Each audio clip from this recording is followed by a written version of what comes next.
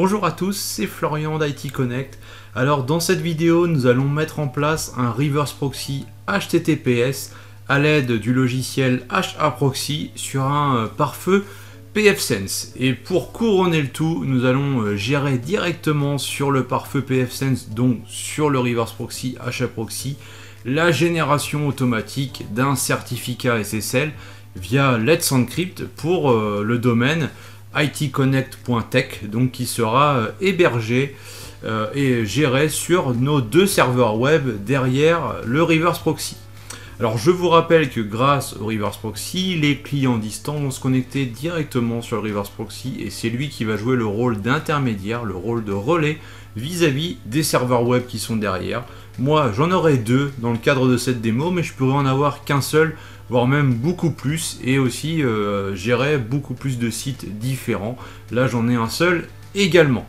Alors avant de rentrer dans le vif du sujet, la première étape ça va consister à vous montrer l'architecture logique, ce qu'on va mettre en place et pourquoi on va le mettre en place et comment ça va fonctionner. Et puis ensuite on va rentrer dans la phase de démonstration, vraiment la phase pratique. Avant d'y aller, je vous invite à vous abonner à la chaîne YouTube si ce n'est pas encore fait. Et puis une fois que c'est fait, eh bien c'est parti, on commence. Alors je vous ai mis à l'écran un schéma qui reprend mon architecture actuelle. En tout cas, vraiment ce qui est notre objectif aujourd'hui. Alors on ne va pas partir de zéro pour ne pas y passer la journée. Mais en gros l'idée, moi j'ai déjà en place un pare-feu pfSense avec deux interfaces. Une patte WAN vers Internet et une patte LAN qui contient uniquement des serveurs puisque c'est un serveur dédié hébergé dans le cloud directement. Sur ce serveur dédié, donc je vais avoir ma VM, ma machine virtuelle pfSense, déjà configurée mais sans HAProxy ni rien, tout ça on va le monter ensemble. Et j'ai également deux machines virtuelles sous Debian 11 avec un serveur Apache installé et une page web donc, qui sera différente d'un serveur à l'autre pour que l'on puisse voir ce que ça donne dans la pratique lorsque l'on va accéder à notre site itconnect.tech. Alors si on regarde de plus près le schéma ici, lorsque mon client distant va se connecter sur mon site, il va finalement se connecter sur le reverse proxy. Il ne va pas se connecter directement sur le serveur web. Ensuite, c'est le reverse proxy qui va solliciter l'un des deux serveurs web et le serveur web va répondre au reverse proxy et le reverse proxy va retourner la réponse au client distant donc, que j'ai mis ici sur l'image. Donc ce client là va peut-être atterrir entre guillemets sur le serveur web numéro 1 et puis le client d'après lui sera géré par le serveur web numéro 2. C'est le reverse proxy qui va gérer l'équilibrage de charge, la répartition des sessions entre les différents serveurs web. Donc on verra qu'il y a plusieurs modes possibles. Donc, comme je le disais, HAProxy sera installé sur le pare-feu pfSense et puisque l'on veut publier le site en HTTPS, eh bien on va gérer le certificat SSL directement au niveau du pfSense et de notre reverse proxy HAProxy. C'est-à-dire que sur les serveurs web, le certificat SSL n'est même pas présent, n'est même pas déclaré dans la configuration d'Apache. C'est vraiment le reverse proxy qui va jouer ce rôle-là et présenter le certificat au client pour que le client puisse se connecter au site de façon sécurisée. Avant d'attaquer la configuration du reverse proxy en lui-même, je vais vous montrer ce que j'ai configuré sur mes serveurs Apache. Donc on peut voir ici à l'écran que j'ai créé une page qui s'appelle index.php à la racine de mon site web. Et donc je vais simplement afficher à la page adresse IP du serveur web et mettre l'adresse IP du serveur. Donc j'ai créé cette page sur mes deux serveurs web. Comme ça quand on se connectera, on verra sur quel serveur on est connecté. Sans plus attendre, nous allons passer à la configuration du reverse proxy, tout en sachant que la première étape consiste à l'installation du serveur ACME pour gérer les certificats SSL Let's Encrypt. Voilà, je suis connecté sur mon serveur pfSense et comme je vous le disais, donc il a deux interfaces, une WAN, une LAN. On va commencer par installer le paquet ACME. Donc on va aller dans Système et dans Package Manager, on va cliquer sur Available Package. Ici on a la liste des paquets disponibles, donc soit vous recherchez ACME, mais finalement on peut voir qu'il est juste ici en premier de la liste. Donc l'ACME, ça va nous permettre de monter un environnement de gestion de certificats où l'on va pouvoir, à partir de ça, faire des requêtes pour demander des certificats Let's Encrypt. Une fois que l'installation est effectuée, on va aller tout simplement dans Service ici, cliquer sur ACME Certificate. Donc c'est vraiment ici que ce paquet va se configurer. On va commencer par aller dans Account Keys. En fait, il faut qu'on génère des clés d'authentification qui vont nous permettre par la suite de faire des demandes de certificats SSL. Commençons par donner un nom. Je vais donner ce nom-là pour ma part, mais il n'y a pas besoin que le nom qui est ici soit résolvable d'un point de vue DNS. Au niveau d'ACME Server, eh bien, on va prendre le mode production qui est ici, Let's Encrypt Production ACME V2. On va spécifier une adresse mail. Donc là, vous mettez une adresse mail valide, bien sûr. Ça permettra de recevoir les alertes lorsque le certificat SSL arrive à expiration. Mais normalement, ce n'est pas censé arriver, puisque l'on va voir après que l'on va configurer le renouvellement automatique. Mais bon, vaut mieux prévoir et préciser une adresse mail. Au niveau de Key, on ne va pas ajouter de valeur directement, mais on va cliquer sur Create New Account Key. Ici, ça va nous gérer une valeur. Là, on va descendre un petit peu, on va cliquer sur Register ACME Account Key, et si tout va bien, on devrait avoir un petit logo validé, voilà, comme ceci, qui apparaît. Donc cette première étape est validée avec succès. On va cliquer sur Save. Maintenant, on va basculer dans l'onglet Certificat. Et c'est là qu'on va créer une nouvelle demande de certificat en cliquant sur le bouton Add pour notre domaine itconnect.tech. Donc là, je vais préciser itconnect.tech. Je vais mettre certificat SSL itconnect.tech. C'est un certificat actif. On va utiliser le compte ACME que l'on vient de créer juste avant. On prend une clé privée en 2048 bits. Et là, donc, on va faire une validation pour montrer qu'on est propriétaire de ce nom de domaine itconnect.tech en DNS-manual. Donc ça va nécessiter la création d'un enregistrement DNS comme on va le voir après. Donc ici, on va bien enregistrer itconnect.tech au niveau du domain name. On met bien le mode enabled et on va pouvoir poursuivre un petit peu plus loin. Donc là, on peut voir que on a une option qui permet de configurer au bout de combien de temps on veut renouveler automatiquement le certificat.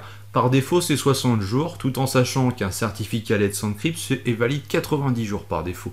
Donc c'est pas nécessaire, je pense, de modifier ce paramètre. On va cliquer sur Save. Maintenant, il faut qu'on clique sur le bouton Issue ici. Donc là, il y a une première requête qui va être effectuée auprès de Let's Encrypt. Donc on peut voir que c'est vert. Donc déjà en général c'est plutôt une bonne nouvelle. Et ici on nous demande donc de créer un enregistrement DNS qui sera _acme-challenge.itconnect.tech de type TXT avec la valeur qui s'affiche ici. Alors là il va falloir aller sur l'interface de Gandhi, d'OVH, de Yonos ou je ne sais qui, en fonction de où vous avez acheté votre nom de domaine, de où vous le gérez d'un point de vue DNS pour créer cet enregistrement. Pour ma part, je me connecte chez OVH parce que c'est ici que j'ai acheté le nom de domaine. Donc au niveau de la zone DNS dans la gestion du nom de domaine, donc dans Web Cloud, je vais ajouter une entrée. Une entrée de type TXT. Je vais mettre tout de suite la valeur dans le champ value ici. Et au niveau du nom, donc il va falloir indiquer _ACME-challenge. Donc ce qui nous donne l'enregistrement suivant, on fait suivant, on valide, voilà. Donc après ça peut prendre un petit peu de temps au niveau DNS à être pris en compte, mais une fois que l'enregistrement est fait, il faut retourner sur l'interface du pfSense pour cliquer sur le bouton Renew. Donc tout à l'heure on a fait Issue, là on va faire Renew. On va cliquer sur Renew et on va voir ce qui se passe. Donc là l'idée c'est vraiment qu'à la fin de cette opération là, on dispose d'un certificat SSL pour itconnect.tech généré depuis Let's Encrypt et stocké localement sur le pfSense. Alors déjà c'est vert, c'est plutôt une bonne nouvelle, même si sur cette étape là j'ai déjà vu des choses vertes, mais pour autant ça ne fonctionnait pas. Alors regardez bien ce qui est écrit, on peut voir certes success, j'ai même des informations sur le certificat ici, et on peut voir qu'il a été enregistré dans TMP ACME itconnect.tech. J'ai le certificat, j'ai la clé, tout ça, donc c'est parfait. Donc à partir de là, j'ai mon certificat SSL Let's Encrypt pour itconnect.tech que je vais pouvoir utiliser par la suite avec mon reverse proxy. Pour finir sur la partie ACME, on va aller dans General Settings pour cocher la petite case ici, Cron Entry.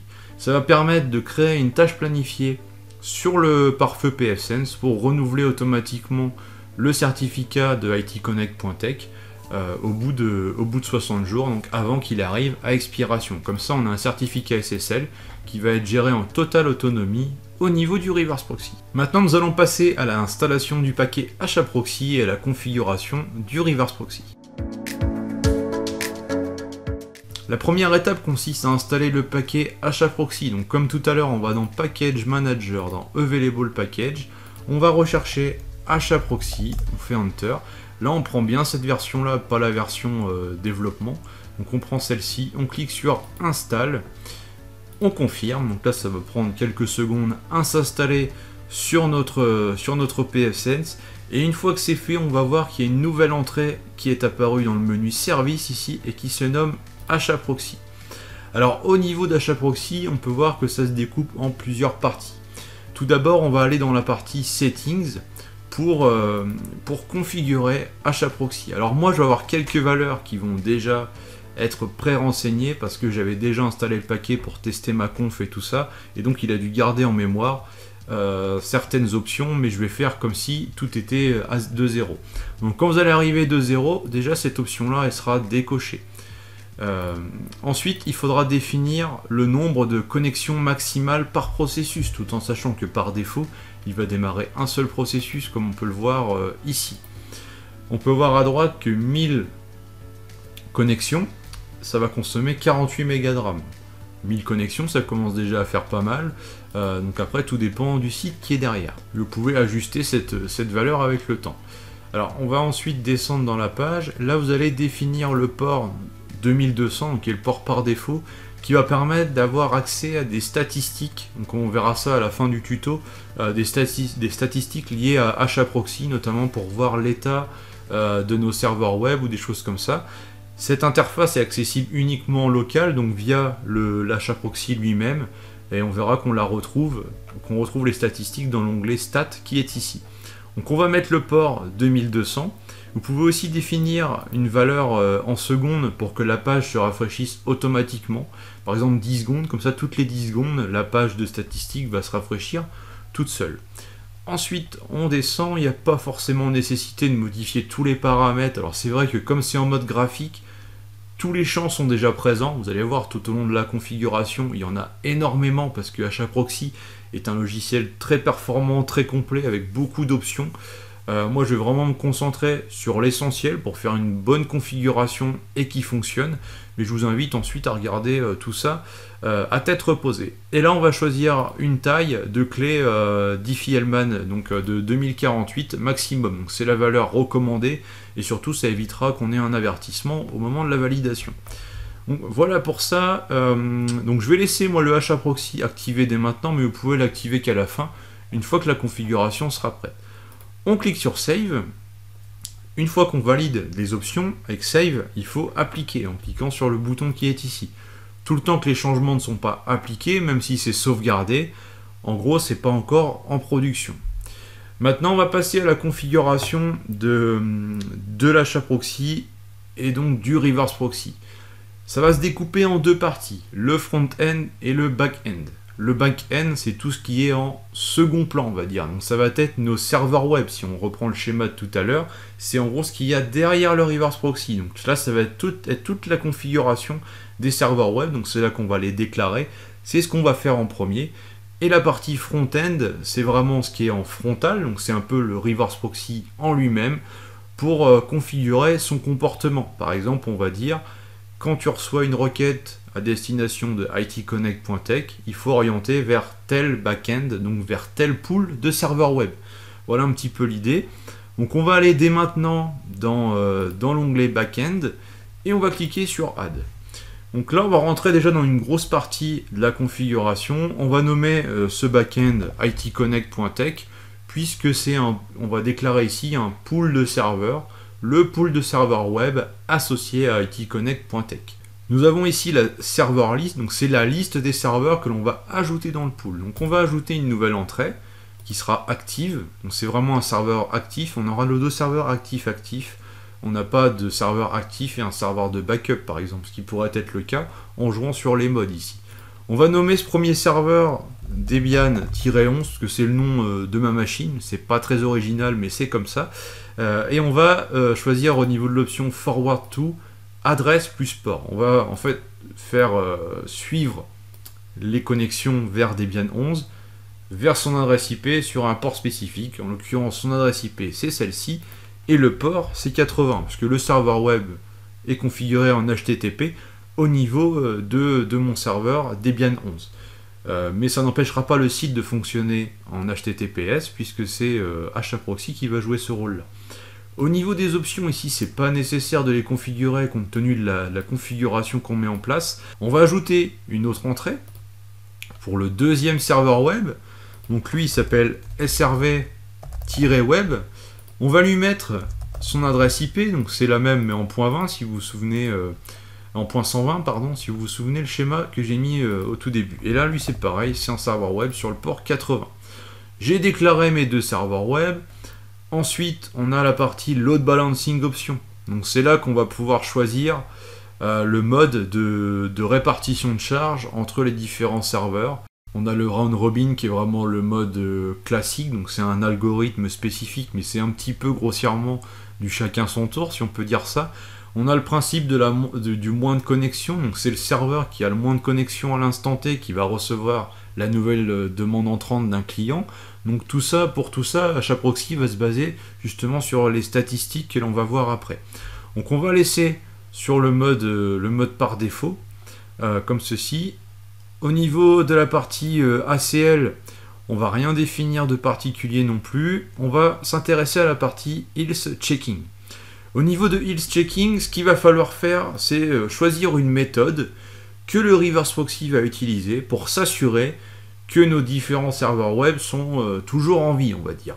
Donc moi, j'ai deux serveurs web qui écoutent sur le port 80 en HTTP. Donc je vais choisir la méthode HTTP. Ça signifie que mon reverse proxy, toutes les secondes, il va envoyer une requête à mes deux serveurs web pour en gros être sûr qu'ils sont bien actifs, qu'ils fonctionnent bien, que la page web retourne bien un code 200.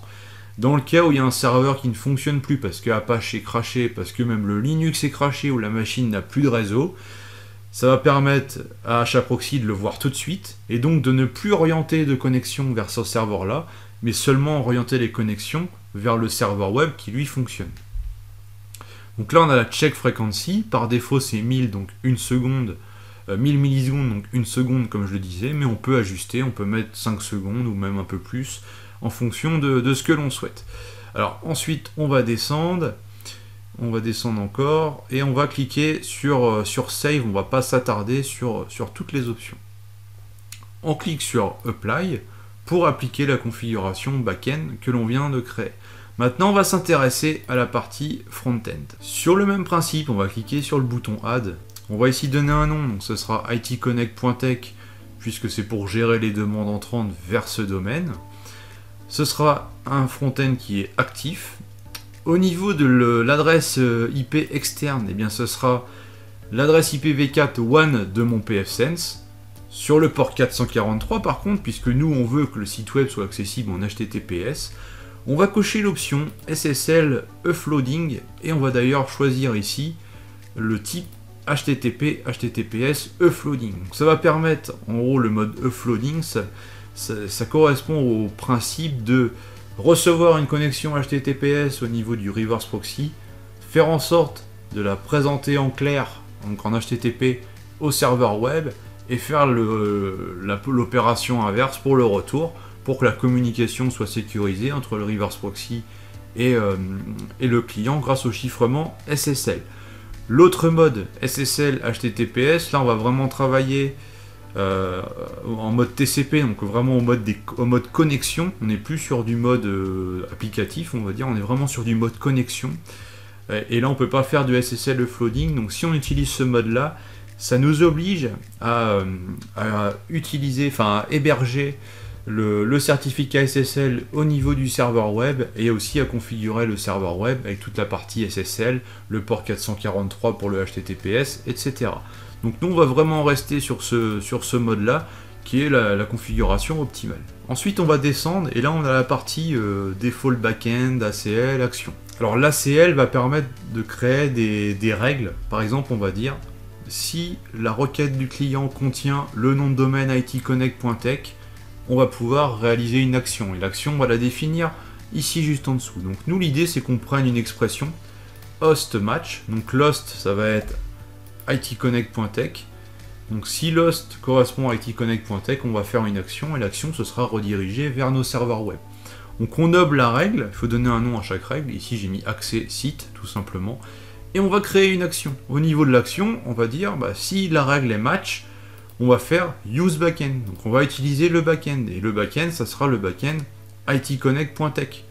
Comme ça va permettre d'aiguiller les requêtes. On va mettre, donc la condition, c'est notre ACL qui est ici. Donc on remet le nom de l'ACL à l'identique. Voilà.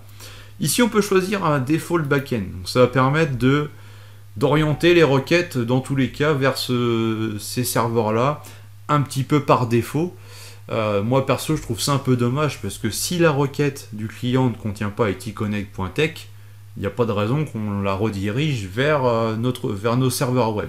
Donc moi je vais laisser sur none, je redirige seulement si le client demande le bon domaine. On descend au niveau des options, vous avez plein d'options pour définir des pages HAProxy personnalisées, des choses comme ça. Au niveau des options avancées, moi ce qui est particulièrement intéressant, c'est l'option Use Forwarded for Option. Ça va permettre d'ajouter aux entêtes HTTP un champ qui est nommé xForwardedFor et qui contient l'adresse IP d'origine du client. Comme ça, quand la requête elle arrive au niveau du serveur web, le serveur web il obtient l'adresse IP d'origine du client. Même au niveau des stades de la traçabilité ou même de certains modules de sécurité, c'est important, comme avec CrowdSec par exemple, c'est important d'avoir l'adresse IP d'origine du client pour pouvoir bannir le client et non pas le reverse proxy, parce que sans cette option, le serveur web il voit que le reverse proxy, puisque c'est le reverse proxy qui communique avec lui directement et qui joue le rôle d'intermédiaire avec les postes clients distants. Donc on coche cette option, on continue, on descend. Là, on a le détail de la configuration SSL offloading. Donc, au niveau du certificat, c'est super important, c'est de prendre notre certificat Let's Encrypt qu'on va présenter au client. Donc, comme ceci. Ensuite, on peut descendre et on en a fini. On clique sur Save. Je clique sur Appliquer les changements pour appliquer ma nouvelle configuration de front-end. Maintenant, nous devons aller dans la configuration du pare-feu, donc au niveau des options avancées. Pour une simple et bonne raison, c'est qu'il faut changer le port d'écoute de l'interface web de gestion du pfSense. pfSense, quand on le configure, quand on l'administre via HTTPS, par défaut il est en 443, c'est classique. Sauf que 443, c'est aussi le port que va utiliser HAProxy pour les connexions vers le site, ce qui pourrait potentiellement créer un conflit. Pour éviter ça, et aussi pour isoler l'interface d'administration de pfSense, eh bien on va venir changer le port ici dans TCP port. Moi j'ai mis par exemple 8443, comme ça j'administre mon pare-feu en HTTPS toujours, mais en précisant ce port là. D'ailleurs vous pouvez le voir ici que j'ai déjà fait la modif au préalable et que je suis connecté par cet intermédiaire. Une fois que vous avez modifié, vous cliquez sur sauvegarder et ce sera pris en compte immédiatement. L'étape d'après, ça va consister à créer une règle de pare-feu. Donc on va aller dans Firewall, dans Rules, et en fait l'idée c'est que sur l'interface WAN, on crée une règle qui autorise les flux vers le pfSense pour que le HAProxy puisse réceptionner les flux et les traiter. Puisque sans cette règle, pfSense rejette par défaut les flux qui lui arrivent sur l'interface WAN. Donc j'ai créé la règle, je vais l'activer ici. En gros, tout simplement, on ouvre le port 443 sur la partie WAN et on précise une petite description, autoriser les flux vers HAProxy. Au niveau de votre configuration, vous ne devez pas avoir de règle de NAT pour faire une redirection de port vers l'un de vos serveurs web. Ça reviendrait indirectement à bypasser la configuration du reverse proxy, puisque nous on veut vraiment que ce soit le reverse proxy qui réceptionne les connexions et qui les relaie qui joue l'intermédiaire auprès des serveurs web. Donc il ne faut pas du tout créer de règle de NAT pour rediriger le 443 vers les serveurs web. Maintenant on va repasser sur la partie HAProxy, donc dans Service HAProxy. On va aller dans la partie stats. Donc la partie stats, c'est les statistiques HAProxy, et stat FS, c'est pareil mais en mode plein écran. Donc là vous avez l'interface pfSense qui est masquée, vous rentrez vraiment en mode plein écran. Et là j'ai mes stats HAProxy, on peut voir mes 2 serveurs web, ils sont en vert, donc ça veut dire que quand HAProxy a fait son check HTTP, eh bien il a vu que les serveurs étaient en ligne. On l'a vu, il a fait un check de niveau 7, donc au niveau applicatif, vraiment au niveau HTTP, vers les serveurs. Donc là il considère que mes 2 serveurs web sont prêts à recevoir les requêtes à destination d'ITConnect.tech. Alors sans plus attendre, on va tester le bon fonctionnement de notre reverse proxy. Alors voilà, j'ai ouvert une fenêtre sur mon navigateur, j'ai mis ITConnect.tech et là j'obtiens bien ma page web que je vous ai montré au tout début avec l'adresse IP du serveur. Donc là je suis sur le serveur qui a l'IP .120. Si je rafraîchis, tiens, je suis sur le point 121, et à chaque fois que je rafraîchis, on peut voir, je change de serveur. Donc là, c'est vraiment mon reverse proxy qui aiguille les connexions de mon client vers tel ou tel serveur web. À la volée, comme ça, il répartit les connexions. Donc au niveau ici, derrière des stats, on peut voir que c'est mis à jour automatiquement, qu'il y a eu 13 connexions sur un serveur et 12 sur l'autre. D'ailleurs, je ne vous ai pas dit tout à l'heure, mais on peut avoir... on peut ici gérer donc, les serveurs en cochant la petite option. Et là, on a différentes actions possibles. On peut par exemple mettre le serveur en mode maintenance si on veut l'exclure temporairement du pool de serveurs web pour faire des mises à jour dessus par exemple. Donc il y a plusieurs actions possibles, ce qui est particulièrement intéressant. Donc là voilà, je pourrais m'amuser pendant des heures à vous afficher et vous montrer que ça bascule bien d'un serveur web à l'autre. Ce que je vais faire, c'est aller sur l'un des serveurs web justement et afficher les logs. Donc je vais afficher les logs Apache. Hop. Donc dans varlog Apache 2 access.log comme ceci. Et là on peut voir que j'ai une connexion voilà, toutes les secondes qui arrive en provenance de l'IP 100.1, donc c'est mon reverse proxy. Donc ça vous voyez c'est le check qu'on a mis en place tout à l'heure dans la configuration. Si j'émets une requête maintenant depuis mon PC, donc depuis mon client, on va voir ce qui se passe. Là vous voyez il y a différentes IP qui apparaissent. Donc ça c'est vraiment l'IP de mon PC, l'IP public de mon PC, et ce n'est pas l'adresse IP du reverse proxy. C'est grâce à l'option X-Forwarded-For que l'on a activé dans le reverse proxy pour qu'il transmette l'adresse IP du client d'origine. Alors il faut savoir que ça ne se fait pas nativement au niveau des logs Apache. Il faut activer et configurer le module Remote IP d'Apache pour agir sur le comportement des logs, ou plutôt le format des logs, et avoir l'adresse IP du client d'origine qui s'affiche. Si vous voulez savoir comment faire, je vous invite à regarder le tuto associé à cette vidéo où je vous explique la procédure qui est relativement simple. Alors là j'ai mis en place un reverse proxy vers 2 serveurs web pour un domaine, mais avec un site qui est vraiment statique avec une seule page. Il n'y a pas de base de données derrière, mais on pourrait avoir un serveur de base de données qui serait notre 3e serveur et qui serait connecté à nos 2 serveurs web en amont. Si vous avez un framework, enfin un CMS comme WordPress par exemple, la configuration est un peu plus longue dans le sens où il va falloir adapter la configuration du CMS pour qu'il comprenne que devant lui il y a un reverse proxy et donc qu'il apprenne à travailler avec lui, et parce que sinon vous allez avoir des redirections infinies ou des choses comme ça. J'ai eu des fois des choses pas possibles. Il faut vraiment adapter la configuration de WordPress ou peut-être même d'un autre CMS en fonction de ce que vous utilisez. Donc n'hésitez pas à tester avant de mettre une telle infrastructure en production. Mais si le cas de WordPress vous intéresse plus particulièrement, je vous invite à lire là aussi le tutoriel associé à cette vidéo, puisque j'explique vraiment comment configurer WordPress pour fonctionner avec HAProxy, enfin en tout cas le reverse proxy tel qu'on l'a mis en place aujourd'hui. Et bien voilà, la configuration est en place, la vidéo se termine, on a vraiment fait une belle config aujourd'hui. J'espère que ça vous a plu, c'est vraiment dans la continuité de ma vidéo sur la présentation théorique de la notion de proxy et de reverse proxy. N'hésitez pas à vous exercer si vous avez les ressources nécessaires sur votre PC, puisqu'il n'y a pas besoin de beaucoup de ressources pour faire tourner les quelques serveurs web Linux et le pfSense. Donc n'hésitez pas, amusez-vous bien et on se retrouve rapidement pour une prochaine vidéo où je vais vous expliquer comment protéger un site WordPress avec l'outil CrowdSec, donc que l'on va venir déployer là aussi sur un serveur Linux. Ciao!